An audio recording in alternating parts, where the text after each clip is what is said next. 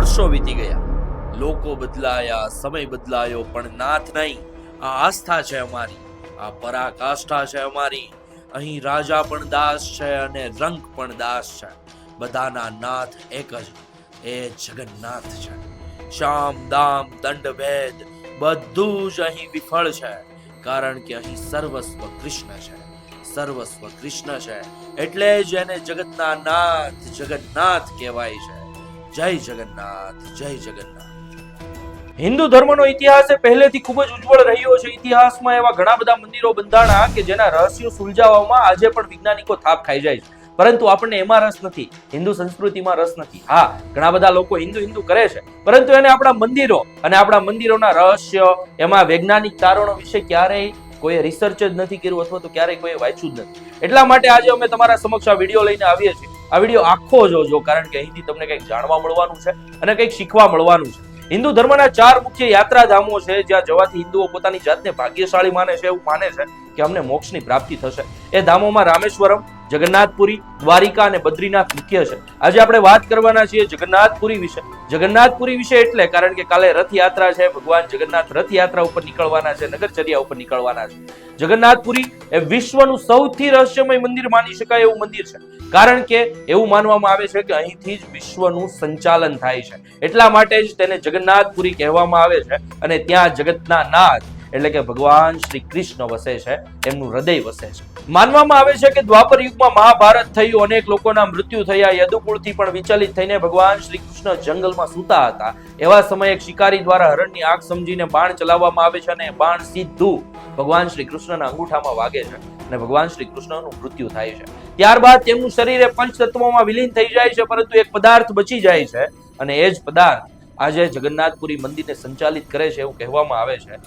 જે પંડિતો છે અને જે ઇતિહાસકારો છે એમના દ્વારા એ પદાર્થને બ્રહ્મ પદાર્થ તરીકે ઓળખવામાં આવે છે કે કહેવાય છે એ પદાર્થને જગન્નાથપુરી મંદિરની અંદર આવેલી જગન્નાથ ભગવાનની મૂર્તિની અંદર પ્રસ્થાપિત કરવામાં આવે છે અને દર 12 વર્ષે આ મૂર્તિને બદલવામાં આવે છે અને એ પદાર્થ પણ નવી મૂર્તિની અંદર પ્રસ્થાપિત કરવામાં આવે છે. કહેવાય છે કે આ મૂર્તિ લાકડાની એટલા માટે હોય છે કે એ જે પદાર્થ છે, એ જે બ્રહ્મ પદાર્થ છે, એમાંથી એક અલગ પ્રકારની એનર્જી આવે છે જે બીજા એક પણ પદાર્થની અંદર પોતાનું રિએક્શન આપી શકે છે. એટલા માટે એને લાકડાની મૂર્તિની અંદર પ્રસ્થાપિત કરવામાં આવે છે. દર 12 વર્ષે આ મૂર્તિ બદલવામાં આવે છે.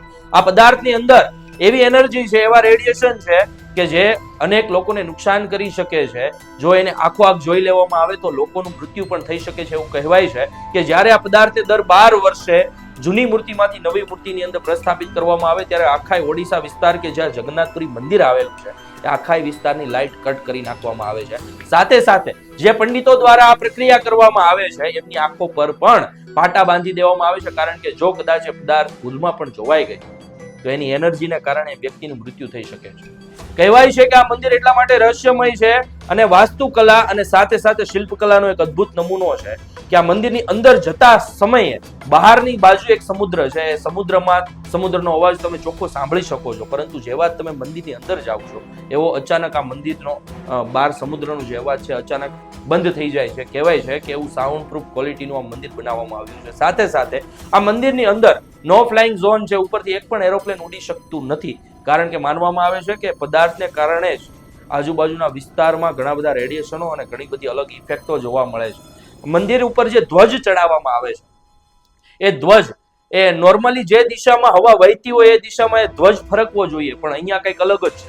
એ ધ્વજ હવાની વિપરીત દિશામાં હંમેશા લહેરાતો જોવા મળે છે. એનું કારણ પણ કદાચ એ ગર્ભગૃહની અંદર રહેલી ભગવાન જગન્નાથજીની મૂર્તિની અંદર રહેલો પદાર્થ અને તેના રેડિયેશન હોઈ શકે છે. એવું મનાય છે કે ત્યાં હવા સતત વિપરીત દિશામાં વહે છે. જે દિશામાં હવા વહેતી હોય એનાથી વિરુદ્ધ દિશામાં જગન્નાથપુરી મંદિરની ઉપરથી હવા વહે છે.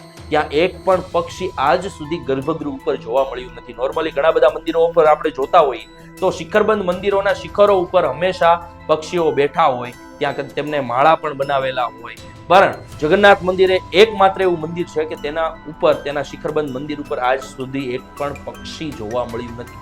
એ પણ ખૂબ જ મહત્વની વાત. કહેવાય છે કે આ મંદિરની ઉપર જે ધ્વજ છે રોજ બદલવામાં આવે છે. જે દિવસે આ ધ્વજ નહીં બદલવામાં આવે ત્યારથી લઈને 18 વર્ષ સુધી મંદિરના દ્વાર બંધ કરી દેવામાં આવશે. આ પ્રથા છેલ્લા 1800 વર્ષથી જગન્નાથપુરી મંદિરની અંદર ચાલતી આવી છે. કહેવાય છે કે ગમે એવું વાવાઝોડું હોય, ગમે એવી પૂરની પરિસ્થિતિ હોય, ગમે એવી સુનામી હોય, પણ ધ્વજ તો બદલવો જ પડશે, નકર 18 વર્ષ સુધી જગન્નાથપુરી મંદિરના દ્વાર બંધ કરી દેવામાં આવશે. આ પ્રથા છેલ્લા 1800 વર્ષથી શરૂ છે. ઇતિહાસમાં પણ આના ઘણા બધા પ્રમાણ આપણને મળી આવે છે. સાથે સાથે એવું પણ માનવામાં આવે છે કે જગન્નાથપુરી મંદિરની અંદર જે પ્રસાદ બનાવવામાં આવે છે, પ્રસાદ ક્યારેય ઘટતો પણ નથી અને વધતો પણ નથી, અને એ રીતે બનાવવામાં આવે છે. જૂની રૂઢી, જૂની પ્રથા પ્રમાણે બનાવવામાં આવે છે કે વાસણ ઉપર વાસણ, એવા 5 વાસણો રાખવામાં આવે છે.